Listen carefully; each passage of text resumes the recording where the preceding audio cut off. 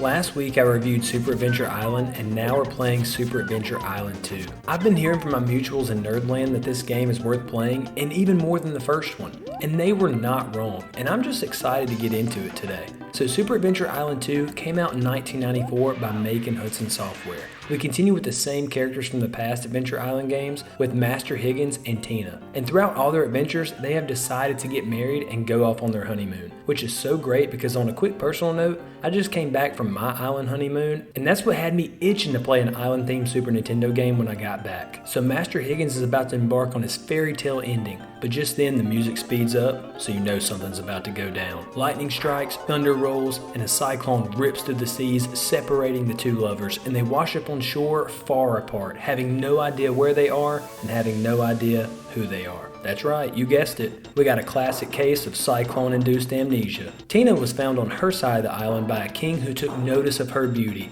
and decided to marry her without even taking her out to dinner first. So now Tina is about to marry the king of Waku Waku Island, but the music speeds up again, so you know chaos is a-brewing. A giant buzzard comes and swoops up Tina and takes her away. And you would think after the last game, no couples would have these moments outside because apparently giant winged creatures hate love and commitment. In steps Master Higgins. He arrives at the island just moments later, hearing Tina being taken away, but he doesn't recognize her voice because of the amnesia, and that's just where your adventure begins. And this is the kind of ridiculousness in a game I clock in for. You arrive at the castle where the king instructs you to go and rescue his bride. He throws you, a visitor, some coin with basic instructions, and just hopes for the best. How romantic. This game immediately stands out from its predecessors as you have an overworld map. So you'll immediately leave Waku Waku Island and start on your first mission. You'll land on the first island and you see what's finally familiar to the other Adventure Island games. A side-scrolling action platformer with bright colors and catchy music. With this game as well as others in the franchise, the hit detection is good, the jumping and the platforming feel just right in these games. However, if you think this is all this game is, you are sadly mistaken, my mediocre gamer.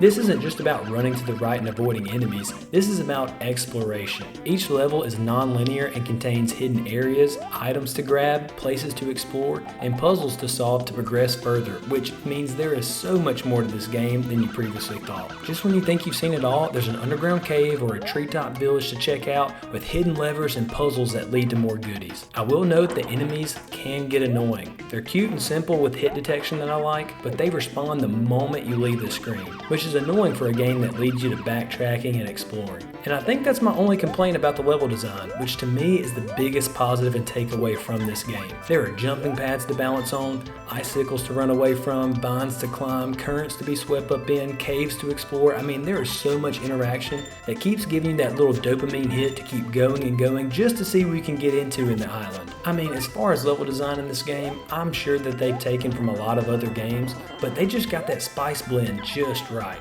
Add a catchy tune to play behind you and you are set for a great night of retro gaming. There's also RPG-like elements going on that add so much more to this game. You can see from the start screen there's weapons, magic, shields, armor, and you just keep upgrading as you progress, and some items work better on different islands, like the fire armor working in your favor on the ice island, and that's all just pretty cool to me. And the weapons upgrade from simple swords to fire swords and throwing daggers and so on. The game also has all this replay value since there's hidden areas with chests and items that you can't access until later in the game when you can activate certain symbol blocks. There's even a casino. I mean, there is everything in this game. In this casino, you can bet on roulette, slots, and monster races, which I could probably talk about for the next 10 minutes of this video, but that's not necessary to beat the game. I guess, however, it is necessary to have a rowdy time at the boat with Master Higgins. I'd show it here, but I really want you to go see it for yourself, which means you probably already know which way I'm leaning on our question today. One of the only other negatives I can think of is as you travel to each island, you'll be caught up in these side battles where it's just a basic platforming left to right scroller,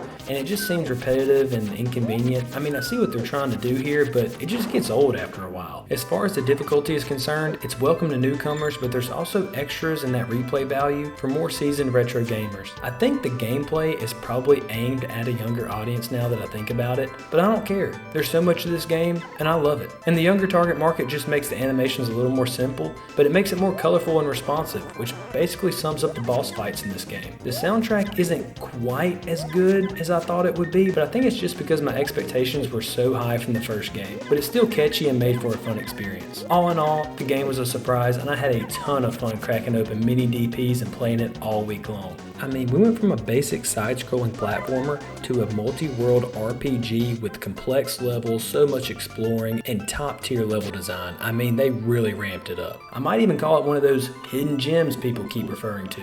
So, would a mediocre gamer like Super Adventure Island 2? The answer is yes.